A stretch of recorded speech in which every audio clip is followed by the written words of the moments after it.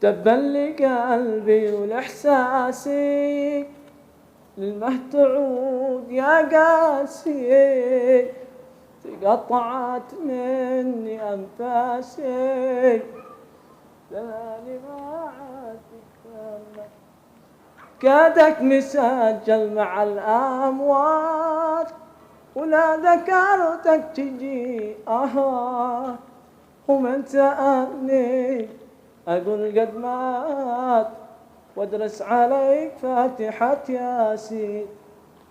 تابعونا محمد العريقي.